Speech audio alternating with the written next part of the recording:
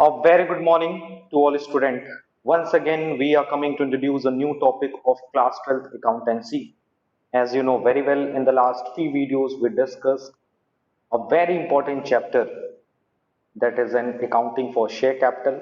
And in this chapter, the most important and very tough topic, complex topic is an forfeiture and reissue of share. You know very well when any shareholder fails to pay the allotment or calls money, in this situation, company have an option to forfeit such share. After the forfeiture of the share, the board of director conduct a board of director meeting and pass the ordinary resolution to forfeit such share. Before the forfeiture of the share, you know very well, company gave the notice to the shareholders to pay the area money within a stipulated time with the interest on callable area. You know very well, जब कोई share holder उस notice का reply नहीं करता या उस notice के with in stipulated time के अंदर पेमेंट नहीं करता, एरियर मनी का पेमेंट नहीं करता with interest on calls arrear के साथ, इंटरेस्ट ऑन कॉल्स एरियर कितना है, that is 10% per annum. So in such situation, company have a right to forfeit such share. यानी कंपनी के पास ये ऑप्शन आता है कि उस शेयर को वो क्या कर सकती है, फॉरफिट कर सकती है. So this is the overall story of the forfeiture of the share. यानी पहले शेयर होल्डर एरियर करता है, उसके बाद कंपनी के शेयर होल्डर को बोर्ड ऑफ डायरेक्टर के थ्रू नोटिस भेजा जाता है कि टू पे the arrear money with interest on calls in advance at the rate of 10% per annum. And पे करने के बाद अगर जो शेयर होल्डर एरियर की मनी पे कर देते हैं, उस सिचुएशन में कोई प्रॉब्लम नहीं है, फॉरफीचर नहीं होता. लेकिन जो शेयर होल्डर एरियर मनी पे नहीं करते with interest on calls in arrear, उन शेयर होल्डर्स को बोर्ड ऑफ डायरेक्टर क्या कर सकते हैं, with the help of the ordinary resolution की हेल्प से वो क्या कर सकते हैं, उन शेयर्स को फॉरफीट कर सकते हैं. And forfeiture, you know very well, at the time of the forfeiture, it is very important to estimate or predict कि हमें ये देखना बहुत जरूरी होता है कि शेयर किस पे इशू हुआ है, पार पे, प्रीमियम पे, डिस्काउंट पे तो शेयर इशू होता नहीं है. लेकिन जब फॉरफिट करते हैं तो फॉरफिट के समय में दो कंडीशन देखनी पड़ती है. Condition number 1, when share are issued at par, and number 2, when share are issued at premium. And premium के केस में there are two situation. The first one is when premium amount is received, when premium amount is not received. Because you know very well, आपके pre-board examination बहुत जल्द आने वाले हैं, होने वाले हैं. So from the point of view of for your pre-board examination, this topic is very important for you because most of the students have a confusion regarding this topic. कि sir, please tell me what is the procedure of the forfeiture, reissue and amount transfer to the capital reserve. Basically, company पहले क्या करती है, share issue करती है. Share issue करने के बाद क्या करती है, शेयर इशू करने के कई दो तरीके होते हैं बेसिकली. एक फॉर कैश, एक for consideration other than cash. और जब कोई कंपनी शेयर इशू करती है फॉर कैश, तो वो पैसा एक साथ नहीं मांगती. Application, allotment, first call, final call सब एक सीक्वेंस में कॉल्ड अप करती है. और इशू करने के बाद कंपनी के जो शेयर होल्डर होते हैं वो क्या करते हैं, कॉल्स इन एरियर करते हैं. एरियर करने के बाद कंपनी उनको क्या देती है, नोटिस देती है. नोटिस के बाद जो शेयर होल्डर टाइमली पेमेंट नहीं करते, कंपनी उनके शेयर को क्या कर लेती है, फॉरफीट कर लेती है, फॉरफीचर कर लेती है. And after the forfeiture of the share, you know very well, forfeiture के बाद कंपनी के पास ये ऑप्शन होता है कि उन फॉरफीचर शेयर्स को कंपनी क्या कर सकती है, रीइश्यू कर सकती है. यानी जो शेयर होल्डर ने पैसा नहीं दिया शेयर्स पे, कंपनी ने उस शेयर को फॉरफीट कर लिया. एंड आफ्टर दैट कंपनी ने क्या कर लिया, रीइश्यू कर दिया उस शेयर को. और रीइश्यू करने के बाद जो the balance left in the forfeiture account, जो बैलेंस फॉरफीचर अकाउंट में बच जाता है उसे हम लोग क्या कर देते हैं, amount transfer to capital reserve. So ये प्रोसीजर आपको याद रखना है कि बाकी इशू से लेकर एरियर तक का वही सिस्टम होता है जैसे हम लोग क्वेश्चन करते आए हैं. और लास्ट कुछ वीडियोस में हम लोगों ने forfeiture, reissue and amount transfer to capital reserve के क्वेश्चंस पे डिस्कशन किया है. ओके, तो आज के इस वीडियो में, आज की इस क्लास में नया क्या है, आज की इस क्लास में नया ये है कि पहले तो हम लोग कुछ न्यूमेरिकल क्वेश्चंस को डिस्कस करेंगे and after that we are talking about the few of the important topic related to the when share are reissued at discount. You know very well, जब कंपनी शेयर इशू करती है तो उसके पास दो option होता है. या तो वो शेयर को पार पे इशू कर सकती है या तो प्रीमियम पे इशू कर सकती है। लेकिन जब वही कंपनी उसी शेयर को रीइशू करती है तो कंपनी के पास तीन ऑप्शन होते हैं कि वो शेयर को पार पे इशू कर सकती है, प्रीमियम पे रीइशू कर सकती है और डिस्काउंट पे रीइशू कर सकती है। ओके, यानी 100 का शेयर 100 पे इशू कर सकती है, 100 का शेयर 110 पे, और डिस्काउंट के लिए क्वेश्चन मार्क है। डिस्काउंट के लिए क्वेश्चन मार्क क्या है कि कंपनी शेयर उतना ही डिस्काउंट पर इशू कर सकती है जितना उसके पास फॉरफीचर के टाइम जितना उसके पास फॉरफीचर मनी होगी, फॉरफीचर अकाउंट में जितना बैलेंस होगा। ये क्या सिस्टम है, इसको हम लोग थोड़ा शॉर्ट में समझते हैं पहले। ये सिस्टम ये है बेसिकली, क्योंकि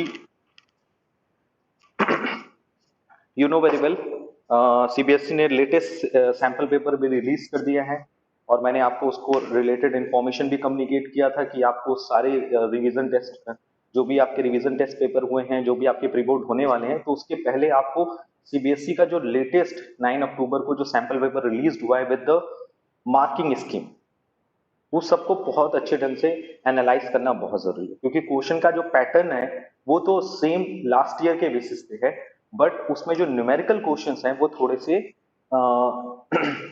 बदल दिए गए हैं, थोड़ा सा चेंज किया गया है, बट वो चेंज आपके फेवर में, वो चेंज होने से आपको फायदा मिलेगा, उससे आपको नुकसान नहीं होगा। सो दैट्स वाई आपको ये बहुत समझना जरूरी है कि what is the meaning of the maximum permissible amount maximum permissible amount when share are reissued at discount। यानी जब कोई कंपनी फॉरफीचर के बाद किसी शेयर को रीइशू करती है डिस्काउंट पे, तो उस केस में मैक्सिमम परमिसिबल अमाउंट क्या होता है, किस चीज का maximum permissible amount of discount. इस कॉन्सेप्ट को समझ लेना, बहुत ही इजी कॉन्सेप्ट है। उसके बाद हम लोग न्यूमेरिकल क्वेश्चंस पे मूव ऑन करेंगे और न्यूमेरिकल क्वेश्चन से हम लोग एनालाइज करेंगे कि हम लोग को कैसे जनरल एंट्री पास करनी है at the time of the forfeiture, at the time of the reissue and at the time of the amount transfer to capital reserve. Okay, so let's we take the one example, and example is related to the maximum permissible amount of discount when share are issued at discount. इस situation में let's we take the one example. Suppose company ने 1000 share forfeit किया, a company forfeited 1000 share on which rupees 10 called up for non-payment of rupees 4। यानी मैंने एक छोटा सा information दिया आपको एक लाइन का, क्योंकि this such type of the question is related to the 1 marks.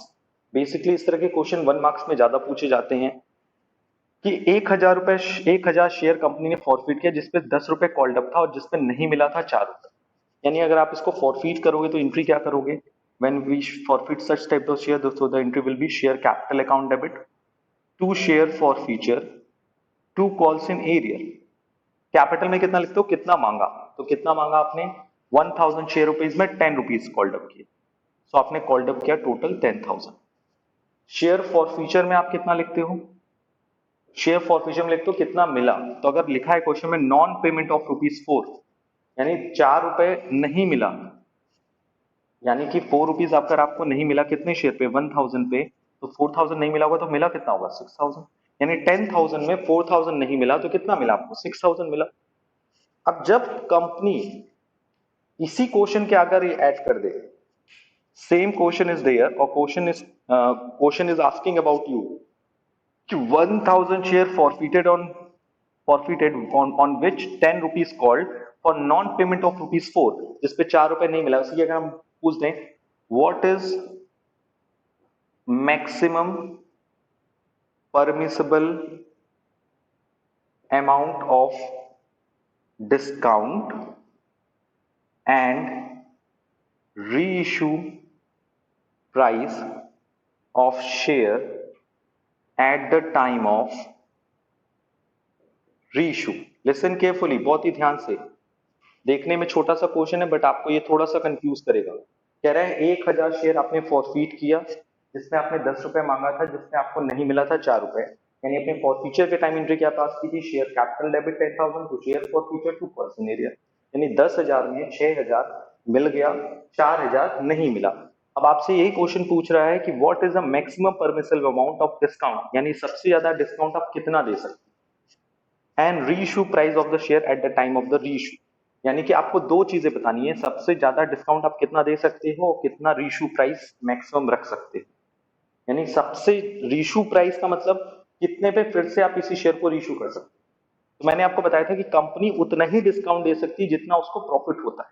Listen, company forfeit करते समय कितना फॉरफीचर कमाई, 6,000, तो कंपनी 6,000 रुपीज पैसा कमाई at the time of the forfeiture. तो जब उसी कंपनी को कंपनी रीइश्यू करेगी तो मैक्सिमम डिस्काउंट कितना बियर कर सकती है वो, मैक्सिमम डिस्काउंट बियर कर सकती है वो 6,000 रुपीज में।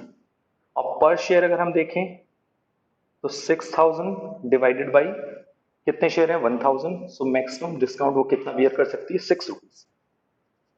यानी वो डिस्काउंट कितना बियर कर सकती है, 6। हाउ, क्योंकि कंपनी जितना प्रॉफिट कमाई at the time of the forfeiture उतना ही वो मैक्सिमम डिस्काउंट बियर कर सकती है at the time of the reissue. Is that clear? अब क्वेश्चन आता है नेक्स्ट, रीइश्यू प्राइस क्या होगा, रीइश्यू प्राइस कितना हो सकता है maximum. So you know very well, अगर हम डिस्काउंट दे सकते हैं 6 रुपए, तो 10 रुपए का एक शेयर है, 6 रुपए हम डिस्काउंट बियर कर सकते हैं, तो मैक्सिमम रीइश्यू प्राइस कितनी हो सकती है, 4। एक बार फिर से देख लो शॉर्ट में कि मैक्सिमम डिस्काउंट आप कितना दे सकते हो, 6,000 रुपए, क्योंकि उतना ही आपको प्रॉफिट हुआ है, at the time of reissue 6,000 रुपए तक का लॉस आप बियर कर सकते हो। यानी एक शेयर पे कितना डिस्काउंट बियर कर सकते हो, 6 रुपए, और इशू कितना रख सकते हो मैक्सिमम, 10 रुपए का शेयर है, 6 रुपए आप डिस्काउंट बियर कर सकते हो, यानी कि 4 रुपए पे आप शेयर मैक्सिममली मिनिममली 4 रुपए पे आप शेयर इशू कर सकते हो। तो दिस इज अ कॉन्सेप्ट। तो इस पे कई सारे एक्सरसाइज क्वेश्चन आपके बुक में गिवन है, सो आई रिक्वेस्ट कि आप लोग इस पे क्वेश्चन सॉल्व करिए। Let's we move to the next topic, the next question, the question number 38। Okay, तो क्वेश्चन नंबर 38 पे हम लोग चलते हैं। Question number 38, if we are talking about the question number 38, so the question number 38 is Gupta Limited forfeited 5 share of rupees 10 each issued at 10% premium of allotted to Ghanshyam rupees 9 called up, on which he did not pay the allotment including premium of rupees 3 and first call of rupees 2. Out of these, 3 share were issued to Ram as fully called up for rupees 8 per share and 1 share to Mukul as fully paid up for rupees 12 and 1 share to Jagdish as fully paid up for rupees 5 at different intervals of time. Prepare necessary journal entries. तो बहुत ही simple सा question है, question number 38 कह रहा है Gupta limited ने 5 share forfeit किए जो कि 10 रुपए 10% प्रीमियम पे इशूड थे, जिसपे नॉन पेमेंट लिखा था, अलॉटमेंट 3 रुपीज जिसमें प्रीमियम इंक्लूड था, and first call of rupees 2 out of these 3 share. ठीक है, यानी कि इसके बाद अगर हम थोड़ा सा ध्यान दें तो वी कैन से दैट, पहले हम फॉरफीट कर लेते हैं, and premium amount is not received, so the entry is share capital account debit security premium reserve account debit to share forfeiture account to calls in area। Okay, कितने share forfeit किए गए, 5 share, और उस पर called up कितना किया गया था, ओनली 9 लिखा है, 9 कॉल्ड अप, तो 9 5 45। प्रीमियम कितना था, 10% प्रीमियम, तो 10 का 10% इज 1, सो 5 शेयर का 1 रुपए प्रीमियम हो गया, so 5 rupees for premium. Forfeiture में क्या लिखते हैं, कितना मिला, but according to the question इसमें लिखा हुआ है on which he did not pay, इस पर क्या क्या नहीं मिला, did not pay allotment and first call, तो 5 रुपीज इस पर नहीं मिला, कितने शेयर पे, 5 शेयर पे 25, तो 50 में 25 नहीं मिला तो 25 मिल गया होगा। 5 कैसे, 3 rupees for allotment and 2 rupees for calls. उसके बाद लिखा है, उसके बाद मैंने उसमें से कुछ शेयर, यानी 5 शेयर में से मैंने 3 शेयर्स जो थे वो राम को इशू किए और 1 शेयर किसको इशू किया, मुकुल को शेयर इशू किया। तो 3 शेयर किसको इशू किया, to Mukul, sorry to Ram, and 1 share to, एक शेयर किसको इशू किया गया, टू मुकुल, मुकुल को इशू किया गया। यानी जब हम 3 शेयर राम को इशू करेंगे तो कितने पे इशू किया गया, according to the question, as fully called up for ₹8, 8 पे इशू किया गया। So the entry will be bank account debit to share capital. 3 share, एक शेयर कितने का है, फुल्ली कॉल्ड अप यानी 10 रुपए का, 30 रुपए का हो गया, कितने पे इशू किया गया, ₹8 पे, and the value of the share received is 24, and share for future की वैल्यू कितनी होगी, is 6, and 1 share to Mukul, एक शेयर किसको इशू किया गया, मुकुल को। So the entry is bank account debit to share capital. कितने पे इशू किया गया, एक शेयर जो मुकुल को इशू किया गया है वो है ₹12 पे, यानी कि प्रीमियम पे। ध्यान से देखिएगा, बहुत ही इजी क्वेश्चन है, बहुत ही टफ क्वेश्चन नहीं है, और उसको हम बोलेंगे टू सिक्योरिटी प्रीमियम। एक शेयर कितने का था, ₹10 का, और एक शेयर की प्रीमियम कितना था, ₹2। सो 1 ऑफ 10 इज 10, एंड 1 into 2 12, यानी इशू कितने पे हुआ, 12 पे।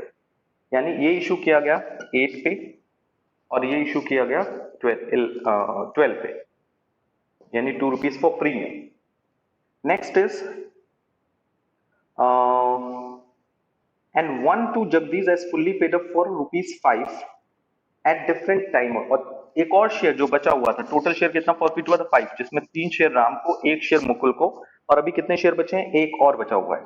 तो entry number 4 is 1 share to, once again is the next shareholder is Jagdish, और उसको भी कितने पे इशू किया गया है, 5 पे। तो जब जगदीश को शेयर इशू करेंगे तो वहां पर लिख रहा है कि हमने कितने पे इशू किया गया, 5 पे। तो उसकी जन एंट्री होगी bank account debit share for future debit to share capital. अब you can see that 1 share कितने पे इशू हुआ, 5 पे, शेयर था कितने का, ₹10 का, बाकी कितना हो गया, ₹5 फॉरफीचर से एडजस्ट हो गया। अब आपके मन में प्रश्न आ रहा होगा कि सर प्लीज टेल मी कि what is the amount transfer to the capital reserve, क्योंकि पहली एंट्री फॉरफीचर, दूसरी, second, third and fourth, those entries which are related to the amount transfer to the capital reserve.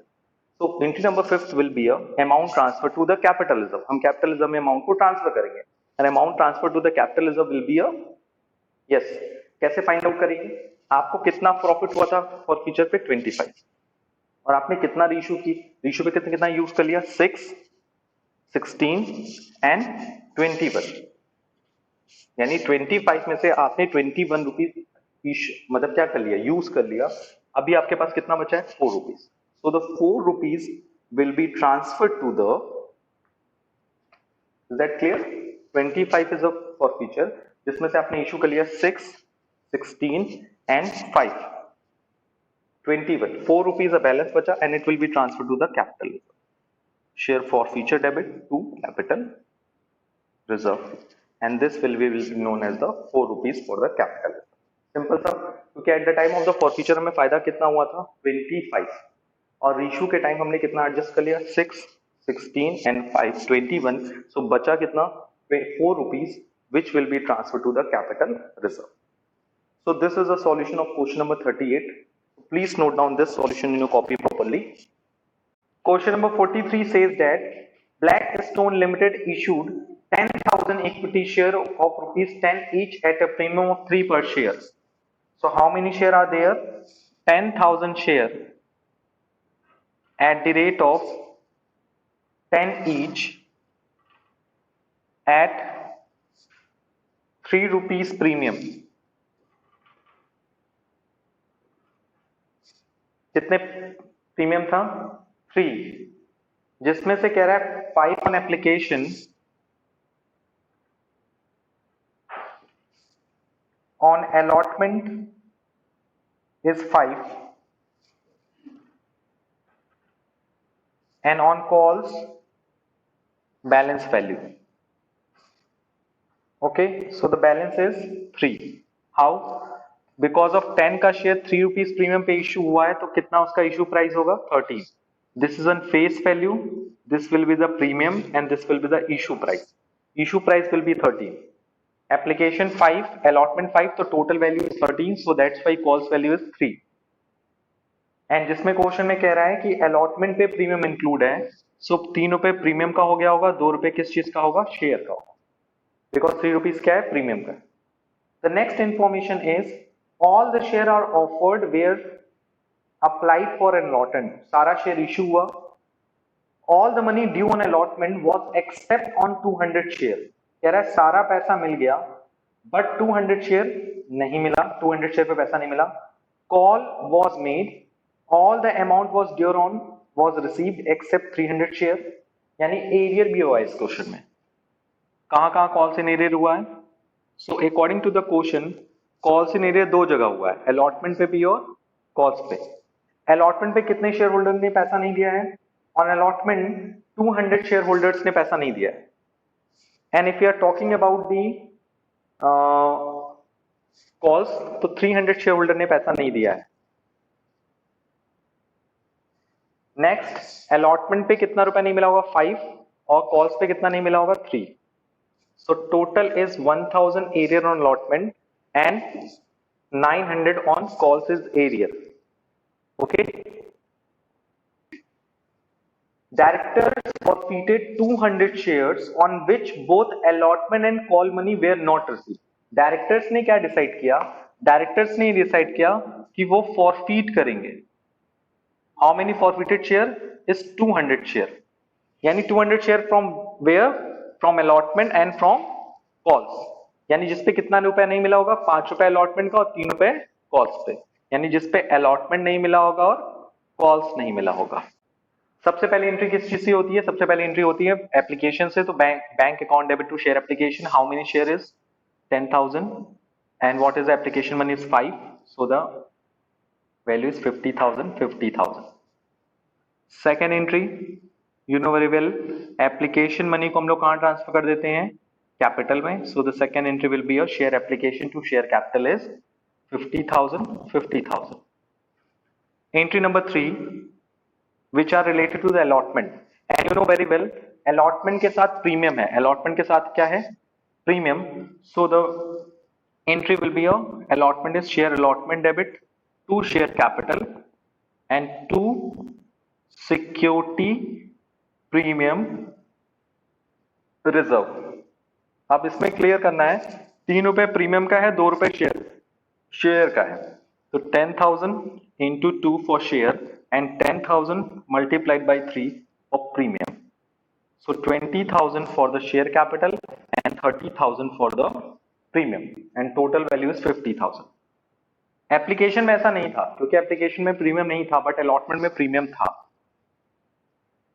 Number 4, entry number 4 is bank account debit, और you can see that arrear कहाँ हुआ है? Allotment पे हुआ है और calls पे हुआ है. सो अलॉटमेंट पे कितना एरियर हुआ है? 1000 रुपीज एंड कॉल्स पे कितना एरियर हुआ है? 900 rupees. So calls in arrear को हम लोग क्या करते हैं? डेबिट. कॉल्स इन एरियर का मतलब क्या होता है? जो पैसा नहीं मिलता. To share allotment. अलॉटमेंट पे कितना मिलना चाहिए था? According to the question allotment पे मिलना चाहिए था 50,000, बट एरियर कितना हो गया? Arrear will be 1000 and bank की वैल्यू कितनी होगी? 49,000. हाउ? 50,000 अलॉटमेंट में मिलना चाहिए था, 1000 नहीं मिला, तो कितना मिला होगा? 49,000 हमें रिसीव हुआ. उसके बाद हम लोग क्या करेंगे? First call and final call की एंट्री करेंगे. So the entry will be share calls account debit to share capital. How many share are there? 10,000 into calls की वैल्यू कितने से है? 3, सो हमने कितना मांगा? 30,000. और जब रिसीव करने गए, सो the entry will B, receive करने की एंट्री क्या होगी? बैंक अकाउंट डेबिट, क्योंकि एरियर हुआ है कॉल्स पे भी. कितना रुपए एरियर हुआ है? 900. सो the entry will be a calls in arrear. यहां तक तो आप जानते हो कि कैसे करना है, यहां तक में कोई प्रॉब्लम नहीं है, क्योंकि कॉल्स कितने से मांगा हमने? 30,000 से. एरियर कितना हुआ 900, सो हमने रिसीव कितना किया होगा 29,100. Okay, so please note down all the entries in your copy properly. So अगर कभी क्वेश्चन में ऐसा हो कि आपको कॉल से नेट अकाउंट ओपन ना करना पड़े, तो सिचुएशन में आप सीधे सीधे एंट्रीज पास करते हो, that is an bank account debit to share allotment. और यहां पे आप सीधे एंट्रीज कर सकते हो bank account debit to share calls. बहुत ही सिंपल सा तरीका है. यहाँ पर आप सीधे सीधे लिख सकते हो 49,000 और यहाँ पे आप लिख सकते हो 29,100 and 29,100. So this is the situation. अगर कॉल सेंटर अकाउंट ओपन करना चाहते हो, so this entry will be passed, and जब call centre account is not open, तो ये एंट्री आपको पास करनी पड़ेगी. तो यही बेसिक डिफरेंस है when we open the call centre account और not open the call centre account. बहुत कोई बड़ी चीज नहीं है. अब हम लोग आगे बढ़ते हैं. एंट्री नंबर पहले आपने देखा एप्लीकेशन रिसीव किया, फिर एप्लीकेशन को कैपिटल में ट्रांसफर किया, अलॉटमेंट कॉल डिप किया, अलॉटमेंट रिसीव किया with arrear, and final call demand किया, फाइनल कॉल रिसीव किया, उसमें कुछ ना कुछ एरियर. एंड आफ्टर दैट हम क्या करेंगे, फॉरफीट करेंगे. According to the question director decided to forfeit the 200 share. Director ने क्या डिसाइड किया, हम 200 शेयर फॉरफीट करेंगे, जिसपे क्या ना मिला हो, अलॉटमेंट और कॉल्स हमें रिसीव ना हुआ हो. So you know very well, जब भी हम शेयर को फॉरफीट करते हैं तो पहले हम ये देखते हैं कि शेयर इशूड किस पे. And according to this question share are issued at premium. और जब कोई शेयर प्रीमियम पे इशू होता है तो फिर हम सोचते हैं कि प्रीमियम का पैसा मिला है कि नहीं मिला है. अगर मिला है, so the entry is share capital account debit to share forfeiture to calls in arrear. और अगर नहीं मिला है, so the entry will be share capital account security premium debit to share capital. Okay, so simple C entry क्या होगी, ये situation क्या है एंट्री नंबर 7 की. Entry number 7 is share issued at premium and premium money is not received. ये लिखने की जरूरत नहीं है, मैं आपके कन्वीनियंस के लिए लिख दे रहा हूं ताकि आपको याद रहे कि ये क्वेश्चन किस सेक्शन से रिलेटेड है. बेसिकली ये जो क्वेश्चन है ये किस सेक्शन से रिलेटेड है, जब शेयर किस पे इशू है, प्रीमियम पे, और प्रीमियम का पैसा नहीं मिला है. तो सिचुएशन में हम एंट्री क्या पास करते हैं, share capital account debit security premium account debit to share forfeiture and to calls in arrear. Simple सा. And the next point is what is the amount. पहले तो आप देखो कितना शेयर फॉरफीट करना है, 200. तो 200 मल्टीप्लाइड बाई कितना कॉल्ड अप किया उस पे 10. शेयर का कितना वैल्यू कॉल्ड अप किया 10. सो 200 मल्टीप्लाइड बाई 10. सिक्योरिटी प्रीमियम में क्या लिखते हैं, the value of the money which is not received on the share. Value of the security money which not received on particular share. तो कितना share forfeit कर रहे हो 200, और उस पे प्रीमियम का पैसा कितना है 3. यानी अगर आप ऐसे एनालाइज करो तो आप ये कह सकते हो कि टोटल शेयर पे हमने कितना डिमांड किया था 1300, जिसमें से 10 रुपए किस चीज का था, शेयर का, और 3 रुपए किस चीज का था, प्रीमियम का. तो डेबिट हम कितने से करते हैं, कितना मांगा. मांगे में क्या क्या, कितना शेयर का पैसा मांगा और कितना प्रीमियम का पैसा मांगा. That clear. अब फॉर्मेशन में क्या लिखते हैं, जितना मिल गया. और एरिया में क्या लिखेंगे, जितना नहीं मिला. तो इस क्वेश्चन में देखो बंदे ने क्या क्या नहीं दिया, अलॉटमेंट और कॉल्स. अलॉटमेंट और कॉल्स मिलाकर कितने का था 5 + 3 यानी 8. और कितना दिया उसने 5. कितने शेयर थे 200. एंट्री हो गई आपकी फॉरफीचर की. Share capital debit 2000, security premium debit 600, share forfeiture debit 1000, share arrear account calls in account debit 1600. ये बहुत ही सिंपल सी एंट्री है, इसको नोट डाउन कर लो. Let's we discuss the another case, the same entry. What entries will be passed at the time of the forfeiture when arrear account is not open. This is a situation, ये entry कब हुई है? When arrear account is open. अगर यही question में आ जाता कि pass the entries of forfeiture when calls in arrear account are not open, यानी अगर क्वेश्चन में लिखता कि आप फॉरफीचर की एंट्री पास करो और उसमें क्या होना चाहिए, calls in arrear account open नहीं होना चाहिए, तो सिचुएशन में जनरल एंट्री क्या होगी?